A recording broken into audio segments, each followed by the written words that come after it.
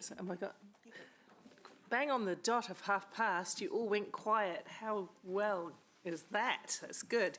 Morena tātou katoa, welcome to Council.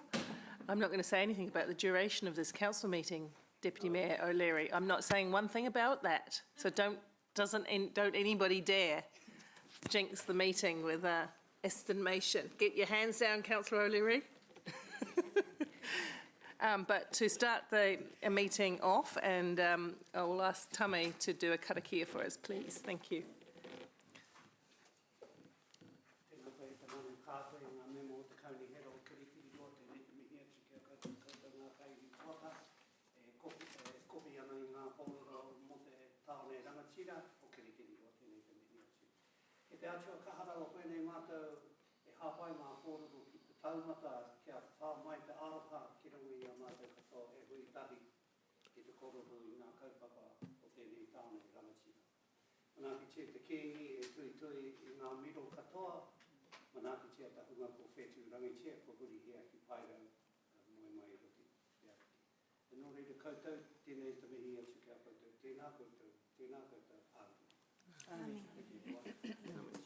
Thank you, Tome. Have a good day. We'll just go through a few bits and pieces. There are quite a few apologies, so we've only got a little buffer for quorum. But there's a lot of ill health going through, so we have taken apologies for from Louise,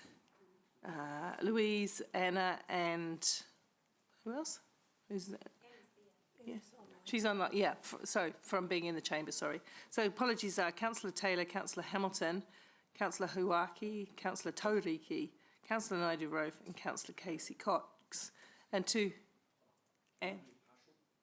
can be partial, provided we're not on the thread of quorum. So we'll just have to play that by ear. Totally, Otherwise I'm tying you to the seat. Don't do that, he enjoys being tied. Councillor Van der Stoet is also partial. Just to let you know, our thoughts go to those that are all under the various ailments. It's a really weird time of year and there's a lot of bugs around. I think we've been sharing some between us. Sorry about that. So I hope you guys all feel better quite quickly. And Sarah's here, but doing a mixture of online and in the room. If we need you, we'll call you, Sarah. No worries. Thank you so much. So that's the apologies. I'll move that they be accepted. Thank you, Councillor. So, Wilson will second. All in favour?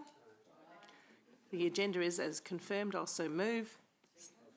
Thank you, Max. All in favour? Okay. Declarations of interest. Are there any? No, there being none. We'll go to the public forum. So I do want to welcome, we've got a couple of visitors in the room with us today. So welcome to Council. You are speaking only on, we don't have public forum on the annual plan because it's already been through consultation process and hearings and so on. But the item that you can be speaking to is item 9 on the Water Services Entity Report. So we have with us John, who's going to address us on that matter. Good morning.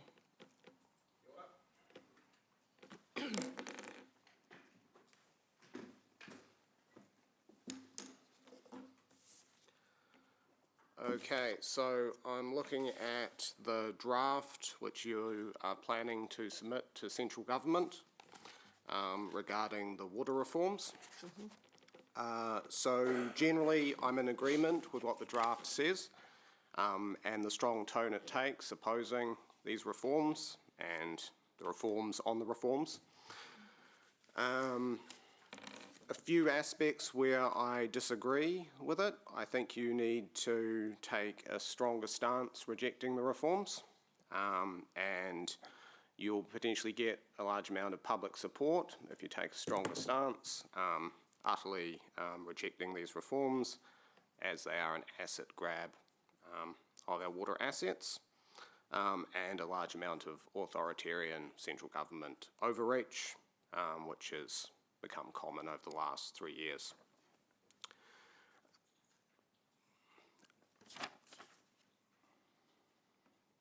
I would also disagree at your assumptions that when it was just going to be 4 water entities instead of 10, there would be more economies of scale. You are dealing with a proposal which is going to create a bloated, multi-tier bureaucracy, so I don't think the economies of scale that were promised were ever going to be realised. I do propose that there are other opportunities to achieve economies of scale. You could form voluntary syndicates for bulk purchasing power for water assets. You could share expertise between councils on a voluntary basis. You could also propose to central government that if they are genuinely interested in improving water infrastructure in this country, they could re-establish something like the Ministry of Works and offer assistance rather than asset takeover to the country. Councils could approach them, they might have expertise in-house, they might be able to assist with bulk purchasing of water assets, and potentially financing. So that would be the central government genuinely wanting to help rather than using it as a pretext for a takeover of assets. There's a number of phrases in the draft which I strongly agree with. You've said we have strong concerns that Hamilton consumers, community and ratepayers will pay an unfair proportion of our entity's establishment costs and other reform costs which are carried by the entities, which I strongly agree with. Council faces financial risks in funding and management for an organisation without a third of your business. So you need to be aware that these reforms pose somewhat of an existential crisis to the council. Providing water services, one of the things, one of your main functions where you have a lot of community support in across the board. And if you lose that, that jeopardises your legitimacy. You risk being relegated to just a tokenistic organisation, which doesn't do much of anything aside from obey what central government tells you to do.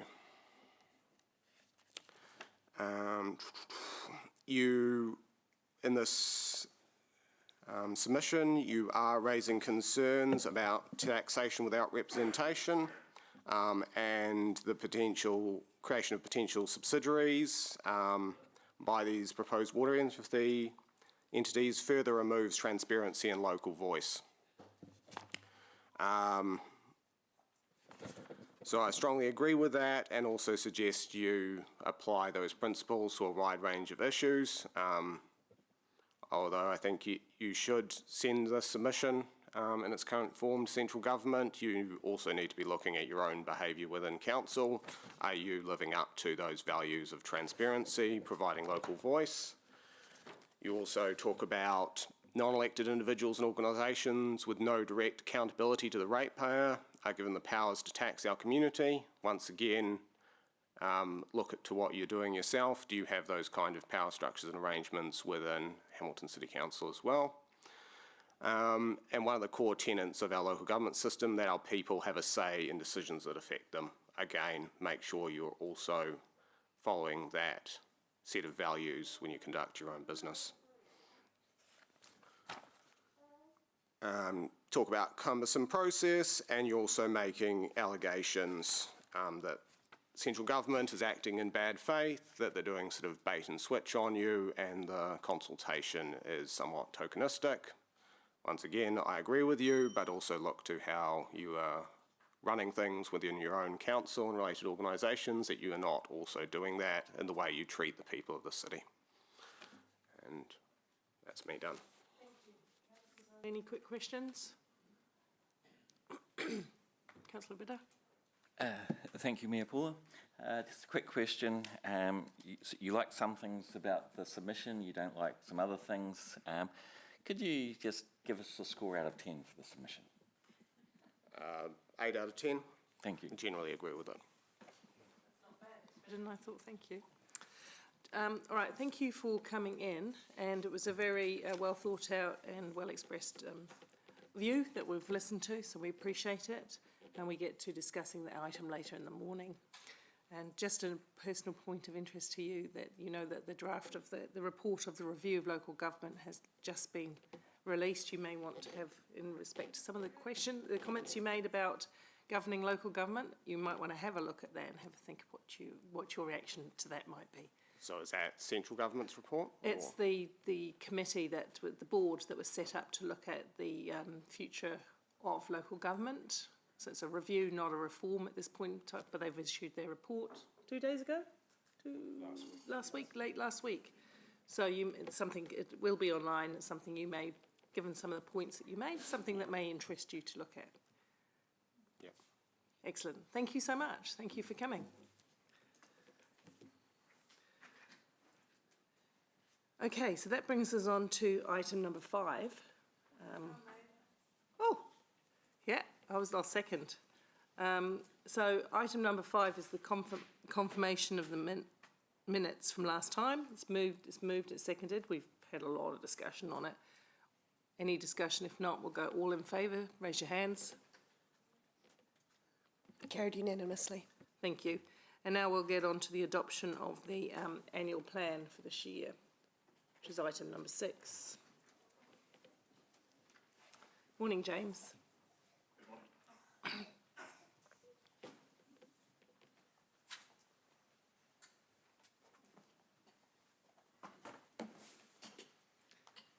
Morning, both. Good morning. Kia ora koutou katoa, ko James Clark taku ingoa. I will take the report as read, and at this stage of the process there's probably not much more to add. So this is the final stage where you have to formally adopt the annual plan, and the legal requirement is that we do that by the 30th of June, which is tomorrow. There are a couple of minor issues with the document. We're still awaiting some Te translation from a few sections, and there's a couple of typographical errors which we'll need to just pick up in the final sweep. So don't worry if you've spotted any of them, we'll sort it.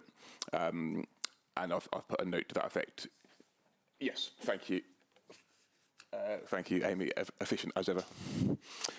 So that's all I wanted to say, really, but I open up to questions. Cool, thank you. Deputy Mayor O'Leary. Just a quick question in terms of, and maybe this is one for Julie, I'm not sure. We don't tend to print a document anymore or even really have a full annual plan on the website. So can you just, for members of the public that will be interested, how are we going to express that? And I noticed either last year or the year before it was almost just a web page with the key points. So just trying to understand that. Yes, so maybe if I can clarify that, Deputy Mayor.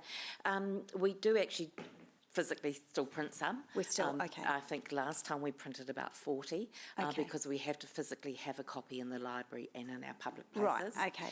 And also give one to central government, to the DIA. Yeah. So we do have some.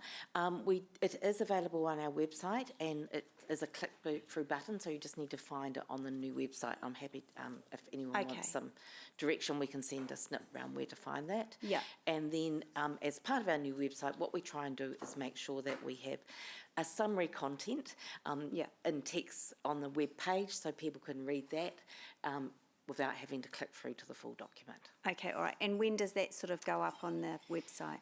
That should go up hopefully next week as soon as we have the Te Reo translations in the document. All right, great. Thank you. That's all. Thank you. Councillor Van Oosten.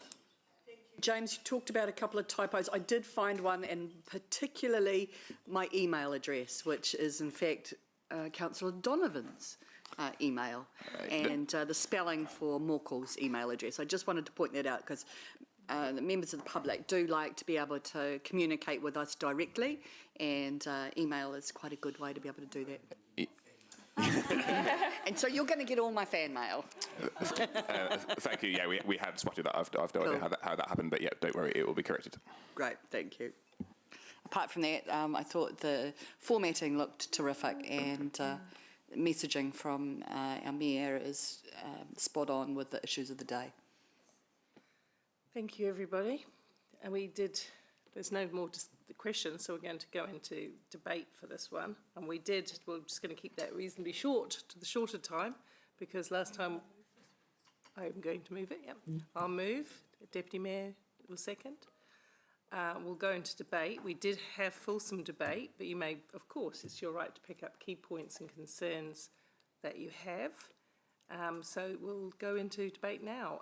As the mover, I'm not going to say something much at the front. I have got a right of reply if I should need it. but I think my forward in the document really does explain what occurred during this whole process. I do want to make one point, that the annual plan is exactly as it's described, an annual readjustment to the way we do business and looking at whether we were able to deliver what we were able to deliver, under-deliver, etc., all of those issues and what we need to adjust for the upcoming year. The really big work will be done through the long-term plan, and as you know, councillors, we start the workshops for the long-term plan next week. So we always knew that that was on our heels. That includes all of the work that we do as a council, much broader look and much more depth. And we struggled with some of the financial pressures that we were facing, the increase in inflation, the increase in costs, particularly in the construction sector, staff, labour supply, a whole raft of things, as has been the case up and down the country. Many councils have posted much bigger rates increases to deal with those very issues. We've been able to hold a steady course at the moment. Going into the LTP, however, we have some significant issues to face financially. We must find ways of doing business better, and we're on that path. We do need to balance our books, and we're not quite there yet. We always, I've had some conversation with my colleagues, we always get nearly there. We're nearly there. We think we can, and then we just don't quite get over the hill, and we've got to change something about that. So, but otherwise, I really want to just say thank you to the staff for all the hours and hours of work that go into this. Thank you to my colleagues around the table. At every stage and phase of this discussion, I have found your contributions and debate really robust and really helpful. So thank you, everyone. Councillor Wilson. Yeah, thanks, Mayor Paula. I intend to support the motion, but I do so with concern. Particularly about the 16.5 balancing of the books deficit. And I guess over the number of years I've been here, I've heard the debate back and forth about annual plans versus LTP, and whether or not in an annual plan is it appropriate to make significant change. And whether I could probably mount an argument on either side. And so I'll be pragmatic and simply accept what we've done and thank my colleagues for the work they've done. But I will emphasise, in light of the fact that we've somewhat put off some of the tough decisions to the LTP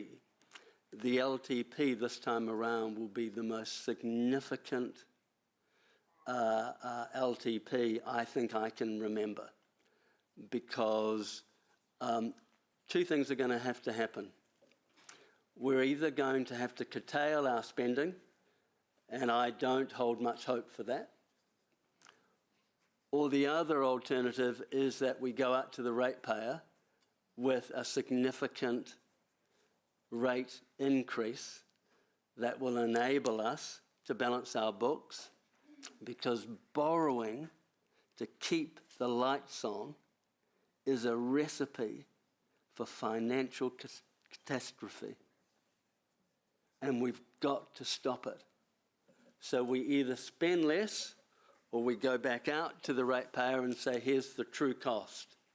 And I know we're scared come election time because we think that may cost us our seats. But this, I'm nearly finished, this,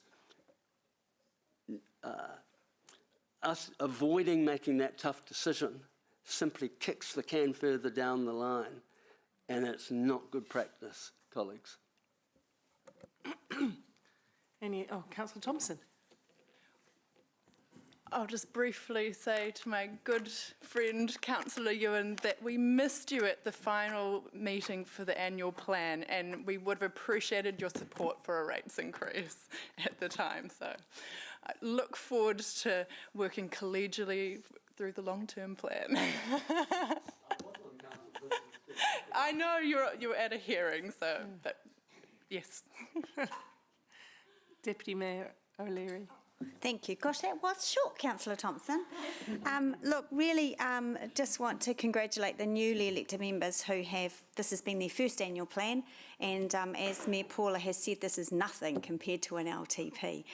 I want to reflect on something interesting that I find interesting over the years, is that politics often plays a significant role in the decisions. And I was thinking about the politics around the free parking. And as we know, free parking, there's no such thing as anything free. And I just wanted to, those of us in the chamber today, to reflect on that particular incredibly political, against all of the data and all of the evidence and all of the information not to do it, to date has cost us $10 million. I correct myself, today has cost the ratepayer $10 million. So just reflect on that when we start our next journey through the LTP. If we can keep politics out of our decisions, even today, imagine what our deficit would look like. $10 million less. So I just wanted to put that out there to set us up for our meetings next week, which start with the LTP, and thank all the new councillors for their contribution. I've watched all of you through this process contribute, challenge, test, ask questions, and I think it's been very robust. But it'd be great to move into the next space, keeping the politics out of it and making the good, tough, as Councillor Wilson and the Mayor has said, decisions for the city. Thank you. Good luck on that one. Councillor Donovan. Thank you. Thank you, Mayor. I plan to support the is the motion or the annual plan thing that we're doing today. Sorry, I just lost my train of thought. I'm still getting over Max's comment about emails and fans and whatnot. Sorry. I'm really excited about the LTP coming up because I haven't done one, so this will be my first one to go into, and I concur with comments by my friend and colleague, Councillor Ewan. We do have to get more savvy, and I take on board what Deputy Mayor Angela says as well. One thing we need to always remember is manage what you measure and measure what you manage. So if we can look back and say, you know, we got really close to balancing our books on this occasion, what was it that got us there? Do we need to do the same things again? You know, I mean, that's probably the likely approach that I will take. It will be, how did we do it, or how do we do it going forward? Because assets should be the things that turn a profit, in my opinion. That's how I see good assets working for the city. What are we doing with those assets that are going to encourage people to come and live here and do business here? So, you know, my focus will be on the drivers that determine how we make this a great place to live, work and play, just as everyone else has got the same, you know, drivers as well. So, yep, to supporting the annual plan, and really excited about long-term plan because I'm going to really sink my teeth into it. Thank you very much, Mark. Councillor Van Oosten. Thank you. I probably won't be as short as Councillor Sarah, but certainly those sentiments are shared by myself as well. Again, this is an annual plan process that has taken all of our time and energy and work from staff to be able to explore every opportunity for us to trim our budgets, to be responsible about the projects that we're looking to deliver, to be realistic about what we've got the opportunity to be able to enhance in our city for our residents. Our residents will thank us for that work.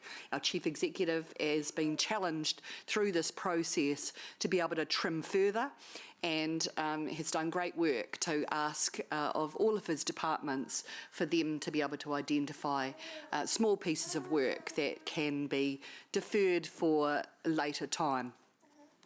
I remind you all that this annual plan is just a moment in time. and that no doubt we will, through the Finance Committee, have the opportunity as we move through the year to adjust and readjust where we need to in order to be able to complete work or take up opportunities that will present themselves throughout the year. And at those points, we will have the opportunity again to be able to talk about and understand the full implications of those, and your decisions will be upheld through that. It was by the barest margin that we didn't take up a 5.8% increase as we might have, and I think I see that as a lost opportunity, but it's the will of our council, and I of course respect that, but remind us all that those legacies will live on through future budgets. Kia ora. Thank you. Any more? Just a quick right of reply, but it'll be super quick. Ewan's absolutely right. We can't keep pushing this decision away, and you've been very good at reminding us that, and I'm sure you will in the long-term plan. But Angela also makes an excellent example of the impact of decisions, and it's just one decision that we've made that has led to a loss of revenue that could have offset some of these issues we're facing here today. We only have a couple of mechanisms to get money: rates, fees and charges, and development contributions. That's pretty much it. The rest of it relies on things like our successful bids to government for grants or loans from government. So we know we're going to have to look at things differently. We can't go alone. This is one of the fastest growing cities in New Zealand, and it's one of the most critical and important cities in New Zealand because of our situation between ports as a growing hub for business. We can't do it alone. We will need more government funding. We will need to look outside ourselves for money. We will need to look into those user pays.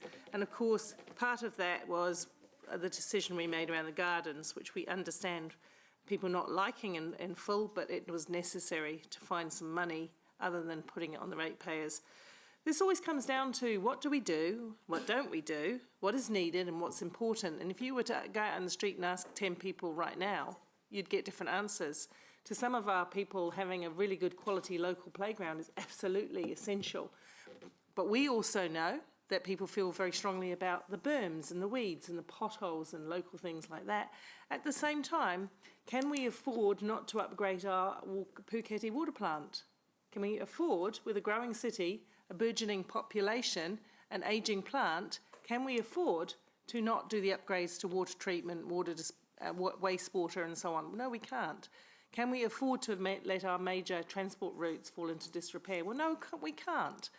So I know Angela has always said, when I gave her infrastructure, that she's got one of the most important committees on council, and to some extent she has, because that's not something you can choose to have or not to have. We must have water services, we must have roads, we must have essential emergency services and a whole bunch more.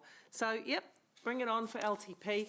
But a good thing is, final comment, sorry, and I know over time, I know that the calibre of councils that we've got around the table, the quality of debate and the way that staff inform us will lead to some good decisions, and I look forward to that. So that starts next week, see you then. We'll go to the vote.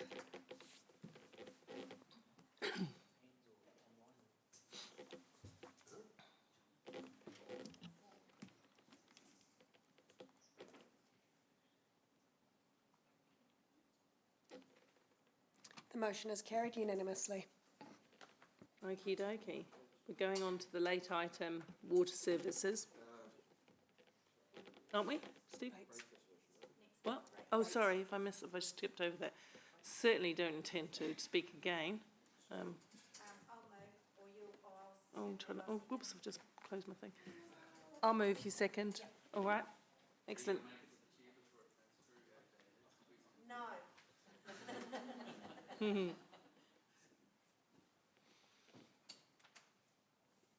Sorry, hit the wrong tab there. Cool. Are you going to speak to it, or do we need to speak to it?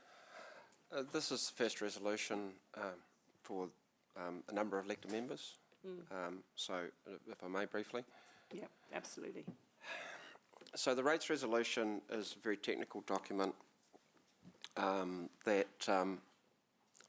the whole resolution will end up in the minutes including the bit at the box, in the box at the top, the usual resolution place, but also paragraphs 7 to 60.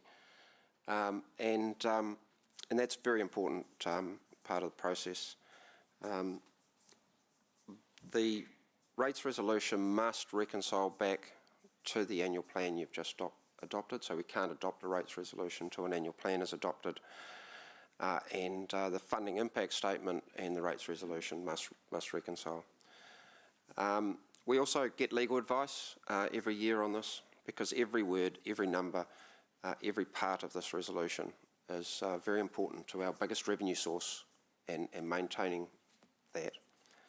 And the history of rates resolutions and our need for accuracy is based on a central government a premise that you must have a very high level of administration in creating rates, as rates are essentially a tax. So with that, we recommend the adoption of the rates resolution.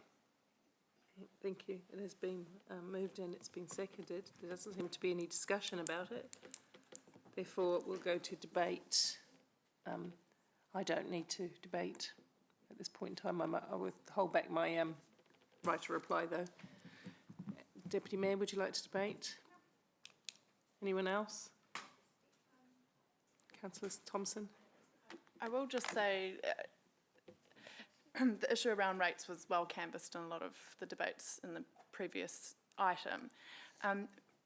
I think we have to really keep in mind when we go into this next budget, we are a growing city and we've got some really big issues that we want to, I know that this council wants to address, like housing affordability, like making sure that we are providing the right amount of land for businesses and employment, that we are putting in the infrastructure that we need, that we're providing public transport that actually works for people, all of those things. So I think we've got to be realistic that these things will cost and that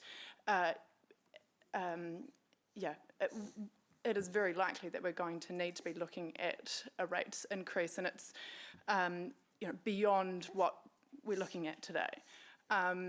And that, I guess it's a difficult decision, but the more that we put that off, the more that deficit grows in terms of the infrastructure that we need for our growing city. So I'll leave it there, but I think that, I'll leave it there. Thank you. Thank you. And thanks, Sarah. I think that point's been quite well canvassed now, so it's good. Councillor Wilson. Yeah, thanks, Mayor Paula. I think I'll quickly add a comment in that area too. I regret that I wasn't available for that last debate, because I think I would have surprised a lot of the members in the chamber and I would have supported Sarah's initiative to increase the rates. And some of you may have found that quite strange, because you would have heard that I've talked about keeping rates to a minimum, and I've focused particularly on expenditure. But I would have continued in the debate to have tried to have got expenditure right, and we may not have agreed, and Sarah and I and Maxine may not have agreed on some of the expenditure. But once the council has resolved to do the expenditure, then my next focus must be on how do we pay for it. And the paradigm is beginning to shift. We can no longer just say, oh, well, we'll throw it in debt, we'll keep borrowing for OPEX, and we'll keep getting elected because we don't want to ruffle too many people and put the rates up. I've been here for 20 years, and my lesson is, I think that's the wrong way to do it. Debate hard on the issues of expenditure. We'll disagree, but once this chamber decides on it, then the separate issue, and it's got to be a separate issue, is how are we going to pay for it? How are we going to pay for it? And we've got to have the courage of our convictions to go out and say, this is what we think we want to spend, this is what it's going to cost, and this is what you're going to have to pay, Mr. Ratepayer or Mrs. Ratepayer. And then they get to choose whether or not they like the idea, and we'll see that in an election, and we'll see that in public submissions back to us. So I look forward to that debate in the LTP. I may disagree with you over issues of expenditure, but I will hound you over the issue of how we're going to pay for it. Thank you.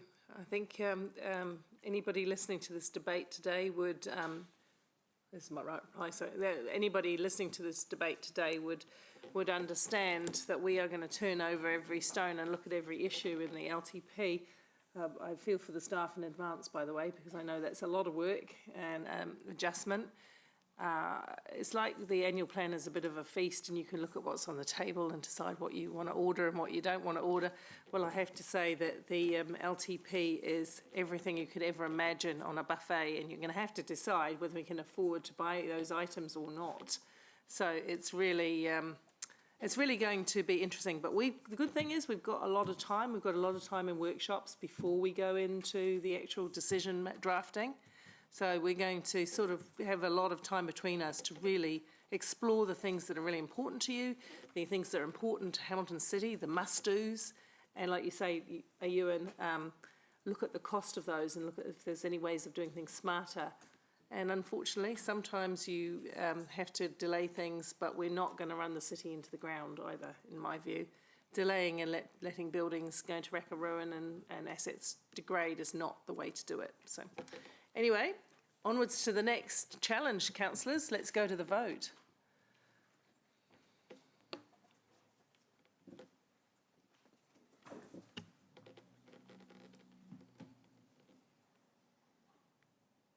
The motion is carried unanimously. Thank you, councillors. Thank you, staff. Thank you very much for everyone. And if anyone's still listening on the live stream and the public, thank you also with the incredible uplift in people who submitted to the annual plan. And I encourage you to embrace submitting to the long-term plan in the same proportion. We need to hear from people. Thank you. We're out. We're finished. We're done. Oh, we're going into public. Yes, but I was going to suggest that. Item 9. Why haven't I got 9? Oh, yes, I have. I have. There it is. Apologies. We'll do this one. We'll have a quick stretch of legs and then we'll do the public excluded, right? The public excluded is just minutes. Public excluded is just minutes. All right, we'll do this one. We'll do the public excluded because it's really super quicker, apparently. And then we'll be free. So let's go to the water services entity. Right, good morning. Good morning, Mayor, Deputy Mayor and councillors. So this report is about the Water Services Entities Amendment Bill that had its first reading on Thursday afternoon last week. I'm just going to give a very brief introduction and then just take direction from councillors. But a key point I want to make is just around the pace of this legislation. So it was only introduced on Thursday afternoon into Parliament. The team here had Friday to read it. We spent Saturday and Sunday writing this report and the submission to put that into the democratic process, for today's meeting on Monday morning. So it's a very dynamic process, and we're still receiving new information that will alter the submission a bit as well. So we're not asking for the submission to be approved. We're simply looking for a delegation to the Mayor and Deputy Mayor so we can finalise that over the coming week. Just a few of the highlights, if I can call them that, in this bill is about the creation of 10 entities rather than the 4 entities that were originally proposed. It introduces a staged transition for those entities over a period ending around middle of 2026. Introduces a new provision around community priority statements that feed into the governance arrangements for the entity, and it also provides clear direction to councils around the preparation of their 2024 LTP as it relates to waters. And that's broader than what you would consider than just expenditure. It's directive on all aspects, so it includes policies or DCs and other aspects as well. So this submission that we've drafted is really just intended as a starting point, because this is an elected member submission, so we really need your feedback. As I said, it's quite dynamic, so we've already received some new information since this draft was prepared. We've also reached out to the sector, particularly around the aspects I talked on, including DCs or transition process, so we could find some alignment with some of our other Tier 1 growth councils that we may wish to include into the submission. But the submission's due on the 5th of July. So to achieve that date, it would be desirable to get elected member feedback by Monday morning at the latest, if we don't have feedback today. So give us time just to pull everything together for that final submission on Wednesday. As a minimum today, it would be great to get your feedback about the tone of the submission, because as staff, all we've really done is try and reflect the tone that this council had in its previous submissions. And then, in terms of speaking to the submission, last night the Select Committee emailed me to say that oral submissions are to be given on the 5th of July, which is next week. We've prepared the submission on the basis that we will be seeking a speaking role, and I've also been advised that the time allocation will be 10 minutes. So with that, I'm happy to take questions or receive feedback. I'm sure there'll be some hands. 10 minutes. Okay, Deputy Mayor O'Leary? Yeah, happy to move or second when you're ready. Andrew, that 10 minutes is Zoom, obviously, right? 'Cause I know we've got long-term plan workshop day. Yes, sorry, they're only receiving submissions by Zoom. Right. There are no in-person submissions. Right, okay, cool. You, obviously, because we wouldn't want to miss the long-term plan workshop even for 10 minutes, so we can break, we can manage that. If the council still wishes to speak to the submission, I can work with the Select Committee to try and find a time that's going to work with the LTP process. Yeah. Oh, this is one of those issues we should definitely be supporting staff in getting that submission, as we have done on previous occasions, Andrew. Thank you. Councillor Thompson. Thank you. Andrew, I was just interested in the issue around economies of scale, and I'm wondering if maybe we've got some conflicting messages where we're kind of saying we are criticising the new regime for lack of less economy of scale, but we had also been quite strong in wanting, more regionalised or local approach. And so even if we ended up with a CCO model, as we'd advocated for, we'd still have lesser economy of scale than potentially the 4 entities. So I'm just interested in that part of the submission. So we can look to expand that a little further, because my view, CCO doesn't necessarily mean you're immediately adjacent council. I see what's missed in this process is an opportunity to have a broader discussion around CCO. So a CCO could exist in relation to other Tier 1 urban growth partnerships, for example. So there are, I think, ways to achieve scale if we were able to have that CCO type conversation. But we can expand the submission a little further. Okay, so I guess if then ultimately the real criticism here is still the lack of actual council, I guess, elected member influence and accountability in terms of having. Sorry, there's a lot of detail in these bills, right? So in terms of your point, Hamilton City Council will have 1 seat on a regional representative group, and every council in the Waikato region will also have 1 seat alongside equivalent mana whenua. There's no, it's 20 people. Yeah. And so, that's as the single largest entity or council in the region.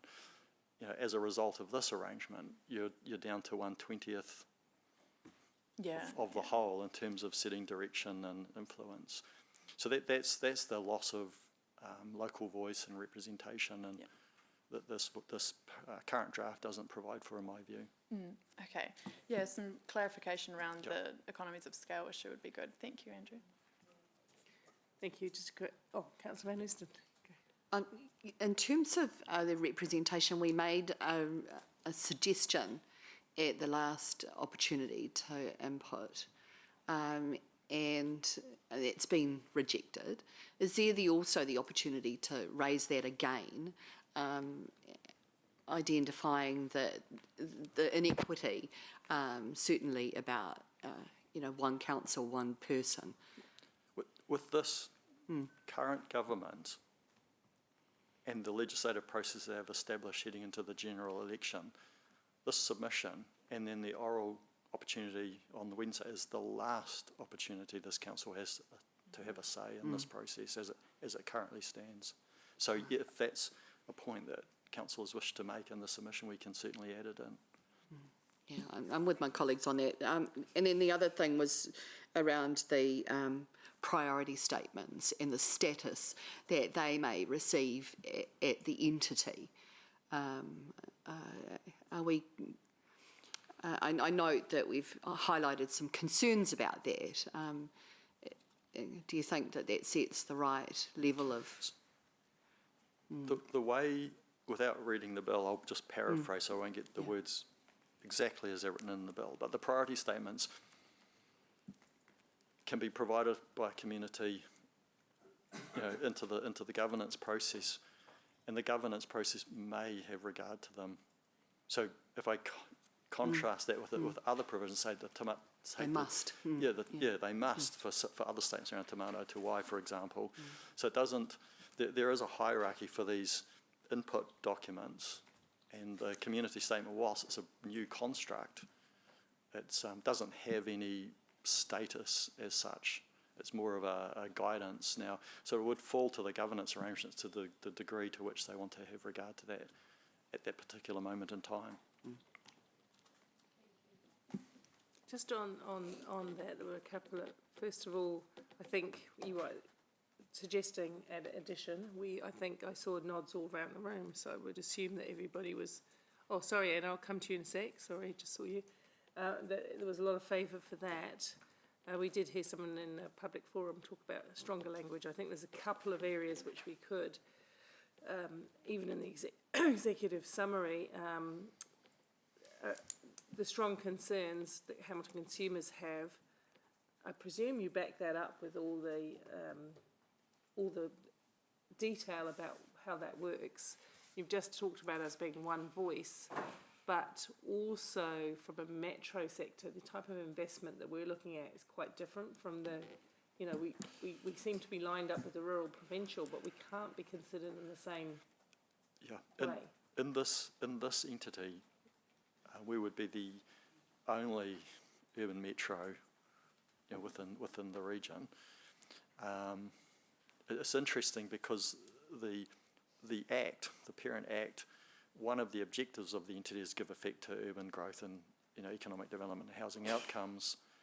But in practice, what we're starting to see is a lowering of that priority for a whole raft of reasons. So I think my personal view is, I'm asking you, can we be firmer in that respect? Okay. I had discussions at the recent metro sector, and I know the metro sector is trying to pull up some high-level principles for those metros. And Lance, I haven't seen that though, have you? But it would be really good to have some alignment with that. What is missing is that metro, the high-growth councils, the ability to, and not always just in a negative way to government, but the ability that we have to deliver on their aspirations around affordable housing, around economic growth and port, around the ports and the development and things. We actually offer government a great deal of opportunity here in Hamilton, right? Yeah. But that's not going to happen if we're constrained by lack of water services or insufficient investment into our growth water services. It's just not going to happen. So I would love to be a lot stronger in that respect. Okay. And I think we should be direct enough to let the Select Committee know that we have had personal discussions with the Minister of Local Government to make a case for metros having bespoke arrangements or special arrangements for high growth metros. And we don't see any evidence of that in that second iteration. Can we do that? Absolutely. Yeah, we've got that section placemaking tier 1 growth concern, so we can beef that bit up. It needs beefing up in my view. The other thing about they're no worse off, the government, just lost the paragraph now, around they promised us we'd be no worse off after reforms. There again, that's, I think, I wonder, is there any way we can strengthen that, please? Sure. You know, I think we've just got to keep reasserting the why. Why are we not, why? Because we believe at the moment we will be worse off, especially with the loss of tranche 2, right? Yeah, it's actually been it's almost been impossible. It has been impossible to quantify the worse off because the shifting sands around the scope of the reform. So, for example, in previous bills for Hamilton City, it's become apparent it's been more of a 2.5 waters reform because not all of stormwater has shifted.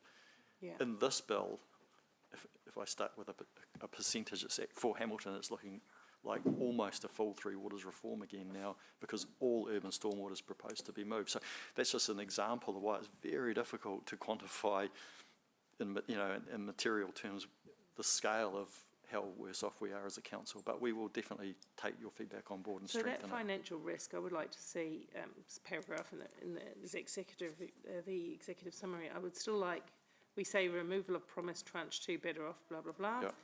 Yeah. Sadly reinforces our concerns. I think we need to be stronger in our language there. We absolutely, fundamentally oppose the removal of this tranche 2 money. Okay. We just need to be that bold, I think, because you're saying this is the last hurdle, right? And we seek confirmation and clarity that government will not distance itself from previous assurances. That was the sentence I was looking for. We actually seek some detail and understanding of how exactly they're going to ensure that we're not any worse off. Correct. Not just a promise that they won't. We want to see how they're going to do that. Show us the way that you're going to do that. So those are my starters for 10, if you like. Councillor Casey Cox. Yeah, thank you. I support everything you just said, Mayor Paula, in terms of the worse off funding and talking more about that. I just wondered in terms of that too, Andrew, the fact that this sounds maybe small, but the fact that I don't think it is really, but you've worked all weekend to get this in. So that reflection that actually these reforms are having a significant impact on our workforce. I don't know if it's worth saying, but I think it is, because it's obviously having an impact on our staff's well-being, I would assume, working all weekend to get some of these things in. And I don't think that's an uncommon experience for you over this period of time. So I think it's worth reflecting somehow. It's not really a question, so I'm not sure. Do you agree that would be worth reflecting?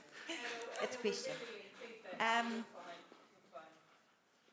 Yeah, I can't hear properly, sorry. And then in terms of I noticed that in our other submissions, we have made reference to giving effect to Te Tiriti, and I'd like to see that reiterated, because I think that we have always supported that. And so our concerns, so I guess that's not really a question either, but can we please put that in there in terms of our commitment to Te Tiriti and our support for mana whenua representation? Yes. Thank you. Councillor Casey Cox, you were fine, because really we're in that feedback thing, so you didn't have to, I didn't ask questions either. It's really important actually that as early as possible, because you heard the deadline from Andrew, that you do give feedback, and this is their chance to give feedback so that the public understand the things that we are concerned about. Also, Councillor Bidder. Yeah. Thank you. Thank you. Councillor Bidder. And also, thank you for making every point I was going to make about financial risk for the council. You were spot on that. The one thing I would add is we've just had some previous discussion on how serious the long-term plan is going to be. And we have a legal obligation to deliver a long-term plan in certain timeframes. And this is a big spanner in the works for our ability to do a long-term plan. And I think that point needs to be hammered home to them, that this is really, really messing us up. Yep, we'll put that in. Thank you. That's a good point. That's a good point. No, you're not. No more questions, Angela? No? Oh, no, sorry. I thought we were in debate. Okay. No, but we are now, if I don't see. Oh. Are you debating? Yeah, okay. So it's, I can't remember, did I move it and you seconded it? So can I just, before you go into the debate, just point out about the recommendations that allows the Mayor and Deputy Mayor to actually get the feedback from elected members. We've had some today. You might have some other thoughts just in the next 24 hours. We obviously got time constraints, and then if you can get that through as soon as possible, and then we'll get the Deputy Mayor and the Mayor to actually sign off on the final submission. Yep. Yeah, and just on that, just to make you aware, just because you send something in, we'll be collating the general themes from the feedback. Please don't expect that every sentence that you send us will be absolutely put in the submission. It's not quite how it works, but we'll do our genuine best to make sure that all the themes are picked up strongly in the submission. You kind of have to have a bit of faith in us in that respect. Okay, so we're going into the debate. Have you moved, Deputy Mayor? Do you want to move? Then you move. I'll second, unless you wanted to second it. No, I'll second. Okay, cool. Off you go. Look, I just, what Councillor Bitter said is absolutely right, and it's been such a frustration for me, all of these reforms, because we should have been working on playgrounds and roads and cycle lanes and sports parks and libraries and getting out there in the community, and we just haven't been able to, and that's my most frustrating thing about this last term anyway. You know, never in this chamber have I ever seen us submit to anybody, let alone central government, with phrases like eroding confidence and repeated changes with missed deadlines, lack of clarity. I've never seen such strong words, and the staff have done a really great job. It's still professional, but I think despite what we heard from the public forum today about us not being strong enough, I think it's pretty gutsy. You know, to go a little bit further would be giving them the middle finger, and we're a professional body and we're not going to do that. And if I was the staff, I wouldn't put my name on that anyway. But that is how we inherently feel. And the even more frustrating, if I could be more frustrated, is that if government changes in October, God help us, where are we going to be then if they say, oh, it's all out? And we've spent the best part of 4, 5 years working on this, spending money on this, time on this, frustrations on this, political battles in the chamber on this. It's exhausting. Oh. Frustration and exhausting. And, you know, it's just, there's one particular word that I have never seen in any council document in 16 years, and it's invidious. Like, seriously, that we have gotten to that point. And I know that Mayor Paula and I will sit there and we will be professional in that Zoom meeting, and we will say, you know, no in all the nice ways we can say it, and it will fall on deaf ears. Because everything we have said in the last 4 years on this, and how many submissions, Stephen, I do not even know. You must dream in submission mode. We have said no, no, no, no, no. We have put forward ideas, we have suggestions, and we have been ignored. Thank you. Thank you. Councillor Wilson. Yeah, thanks, Mayor Paula. My very good friend Albert Einstein said, the definition of insanity is doing the same thing over and over again and expecting a different result. And he is a good friend, as is Incremental Creep and Blind Freddy, and all of them agree that this is absolute madness. The reality is the government has learned nothing. They haven't even learnt the fundamentals, that the haste that they used last time that attracted so much reaction, they've implemented again, but made it even tighter. They have eroded the local voice, which we'd always pointed out. They have paradoxically said in one hand of a tidal wave of legislation, we want housing intensification, of which we know that is at the heart of it is Three Waters, but we want to strip all the assets away from you, and we're going to put this in this nebulous body that is going to really hamper you as a council trying to actually get any of that water infrastructure in place and in time and funded to be able to give intensification. And we're going to mess up the governance so that actually there is no local voice, and unelected individuals are going to make significant decisions and have the right to tax. We said the first time this was a bad idea, and we asked them to strongly reflect on that. They have made alterations, and amazingly, they've managed, and you've got to give them some, I've got to acknowledge that. I mean, I didn't think they could have come up with a worse option, but my gosh, they've managed. Who would have thought? So if you could put that succinctly in our submission and just send it to Wellington, that would be suffice. Thank you. I've got something to say too, but Councillor Casey Cox is next. Yeah, thank you. I probably don't share the passion of opposition of the previous speakers. I think that the reforms, in terms of trying to achieve economies of scale, is really the reason behind this, right? We're facing huge infrastructure costs. So I do support the government in attempting to find a way forward, but I understand there's some improvements to be made. And in terms of economies of scale, I haven't heard, or perhaps I need to read more on the CCOs and the possibilities of achieving economies of scale through that. So I'd really appreciate that information from staff if it's available. But in terms of our feedback, I'd like us to acknowledge, you know, the move from 4 till 10, we can dismiss it if we like, but I actually thought that's what we were asking for to some level in our previous submissions.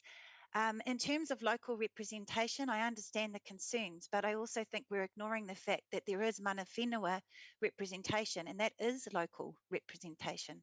So we need to understand that more as a country, that actually mana whenua have been here and have been kaitiaki for the water and will always be, and that is local representation. So I think we need to acknowledge that and be strong, as we have been in our previous submissions around our commitment to Te Tiriti and mana whenua and our support of mana whenua representation, as I alluded to in my questions.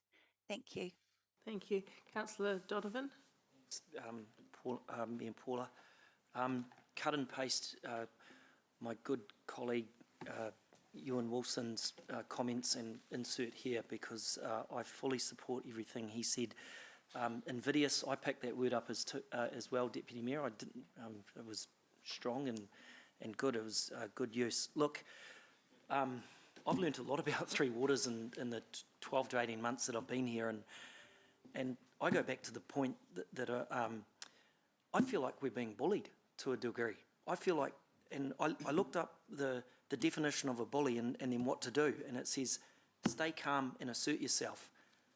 I thank the staff for what they've done, working weekends and pulling this submission together. It's fantastic. Again, I concur with Ewan, the comments that he mentioned.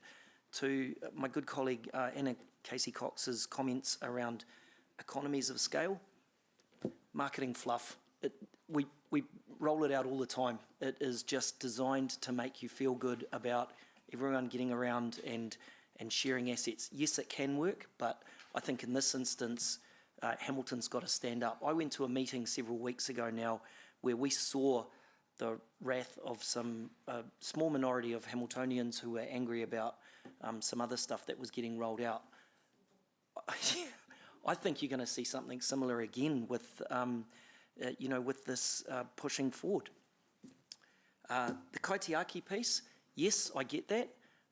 I'm as much about mana whenua as the next person, but I would argue that just because I'm not Māori, that I care just as much about water. And I would argue that a large percentage of New Zealand people care about water, and they will stand up and be counted. Thank you. Thank you. Councillor Sarah? Thank you. I think, firstly, I just wanted to thank staff for the work that's gone into getting this report with such a tight turnaround, and the fact that you did this on the weekend, which really you shouldn't have had to have done. So thank you so much for that. I think there are some really legitimate concerns raised in here, including around what this means for growth in the city, and also in terms of the amount of representation we have around the table. We know the challenges that we have when we look at the Regional Transport Committee, which similarly we only have one vote on. I do want to, though, echo Councillor Anna's concerns that I think at the very least it's still worth acknowledging that, that there was an attempt to respond to concerns from councils, even if it wasn't the answer we were looking for. And yeah, acknowledge that we do need some sort of, we need a shift in how we do water. And I think that acknowledging that attempt is still the right thing to do, at least in terms of that shift to the 10 entities. We don't like it still, but it was an attempt to try and respond to concerns around localism and having local influence and voice. But yeah, otherwise support the submission, and thanks staff again. Thank you. Thank you, Sarah. Okay, I'm just going to make a few comments. We have actually been successful in making some changes as we've gone along, and the staff have done a great job of influencing bits and pieces that are right in the devil in the detail of the thing, of the proposal, including, of course, going from 4 to 10 entities, which looked very unlikely for a period of time. However, the changes that have been made, I agree, simply don't go far enough. They just don't go far enough. My key concerns are this: our lack of loss of control of our destiny as a fast-growing city, and I spoke to that in my feedback before, and the financial impacts on council and the community. What does it mean for us after this is all done and dusted, and our community? But I will note, I've always said that I think across the country, as New Zealand Inc., we need to manage our three waters better. So I still stand by that position. There's work to be done here, and there's work to be done in Hamilton, and there's work to be done in other parts of New Zealand. And either way we go, in the future, the costs of three water compliance, whether it's with the drinking water standards or, heaven help us, the stormwater standards that will be fast following, will be eye-watering. Now, I'm not an expert in that kind of thing, but I believe the 30-year report of the Infrastructure Commission, it's just eye-watering sums of money that we face. We know in Hamilton, just to bring it back to local, we know we've got an ageing water system. We're seeing that already, aren't we? We're seeing the effects of that with local events during high water and so on. And we get complaints from the public when their stormwater collapses or sewerage comes up onto their lawn. So we do see some of that because we're an old city. But we've also got this stormwater issue that we don't even know how big that is. That's every pipe that runs into a tributary or river is stormwater. Every drain that leads off a road is stormwater. What is it going to look like for us to tackle that? We do not know. Finishing up, I have made it really clear that big cities should not be treated the same way as rural and provincial councils. We should not be competing against our neighbours whose needs are very different and equally as important but different. We should not be competing with our rural provincial neighbours for our share of investment into water services. We can't do that, or it's going to grind us to a halt as a city. We're just not going to get those benefits we should have. So, yet again, we'll speak again to government and we'll make it very clear that this hasn't quite landed where it needs to land and they need to take it back to the drawing board and get it landing in a way where we can embrace some change in the right way. Thank you. Any more debate? No? Let's go to the vote. Oh, write a reply. Angela. You've lost the will.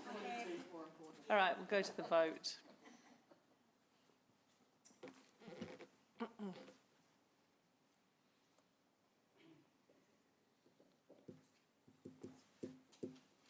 The motion is carried unanimously. Excellent. Thank you, councillors. I have a feeling this will not be the last time we'll be discussing this topic, despite the 4 years. Irony, years ago, Waipa, one vote, politics entered it. We would have had a CCO, a successful CCO delivering $10 million per annum. It's true. It is. It's true. And that's no reflection on the current. No reflection on the current councillors at Waipa. No, definitely not at all. not. So I don't want that to sit on Mayor Susan's shoulders. But it definitely was a moment where we could have demonstrated good practice without government enforcing it on us. Hey. We had it all set. We are going to go into public excluded now. Public excluded, everyone? I'll move. Oh, you've moved. I'll second. All in favour? Okay, thank you.